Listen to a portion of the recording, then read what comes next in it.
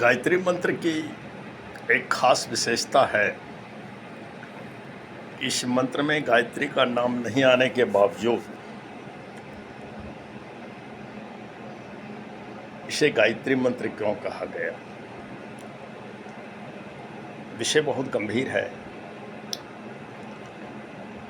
सामान्य लोग के पहुंच से बाहर है।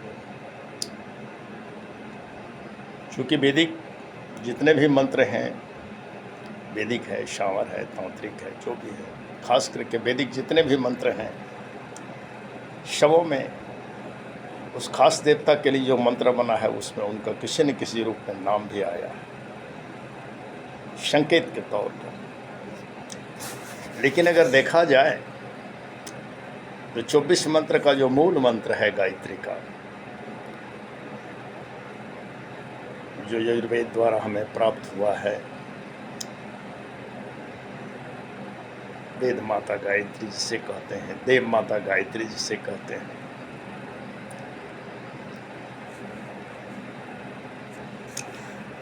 इनका एक संकेत सूत्र भी है, भासेत सततम लोके गायत्री त्रिगुणात्मका। इसके अंदर तीनों गुण है, तो इसलिए गायत्री को त्रि कहा गया। गा या त्रि। गायत्री का आप संधि विच्छेद करेंगे तो आपको मिलेगा गा, गा, क्या गा, आ। गायत्री का संधि विच्छेद गा या त्रि। तो गा माने गाइए, गाना। या माने स्तुति होता है, या देवी सर्वभूतेषु। त्रि, ये त्रिगुणात्मका। भासेत सततम लोके गायत्री त्रिगुणात्मका। शतोगुण, रजोगुण, तमोगुण।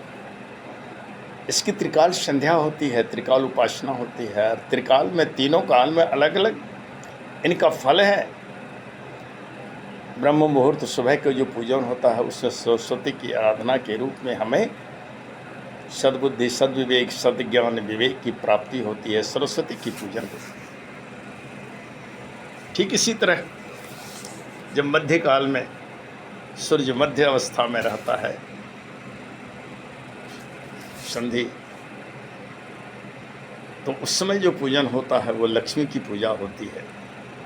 देवहव ज्ञान धन, देवहव धन संपदा, ऐश्वर्य, यश, कृति, लक्ष्मी की पूजा होती है, यानी रजोगुण की पूजा होती है।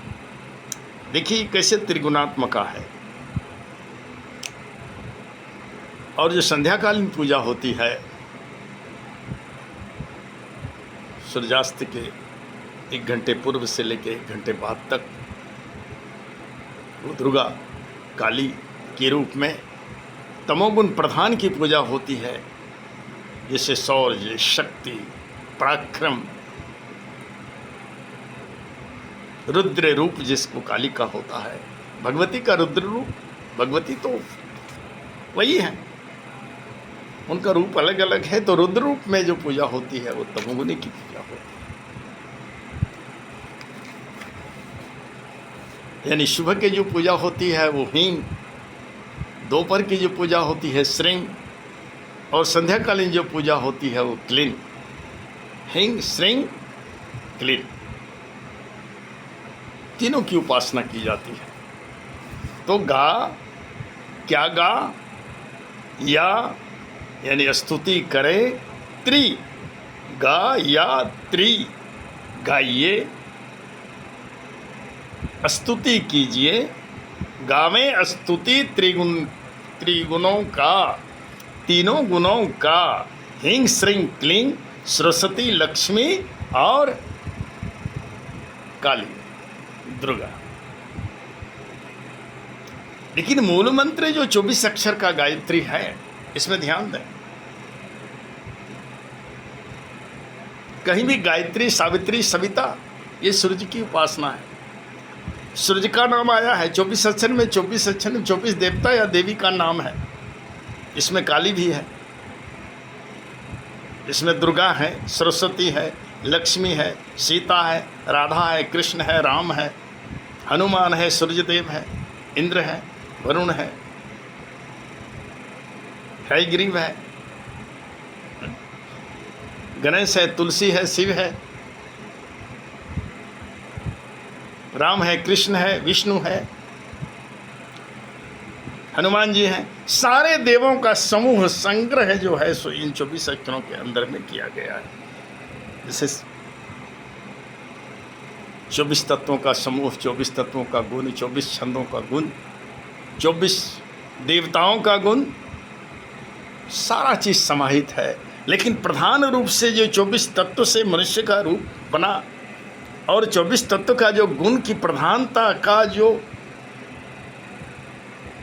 परिणाम है वो क्या है? वो त्रिगुण है। ये 3 गुण है, त्रिगुण है। ये त्रिगुण क्या है?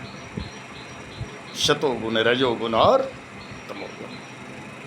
और तीनों गुणों की पूजा आराधना एक साथ इनकी साधना जो करते हैं तो गायत्री भाषेत सततम लोके गायत्री त्रिगुणात्मका। इसलिए आप जिस गुण को बढ़ाना चाहते हैं, सामान्य तौर पर यही मान के चलिए, गायत्री की उपासना त्रिकाल संधि जो कहलाता है, त्रिकाल पूजन जो कहलाता है, साधना जो कहता ही है, भगवान भगवती की जो आराधना होती है, नाम भगवती की उपासना सूर्य सविता भी कहा जाता है।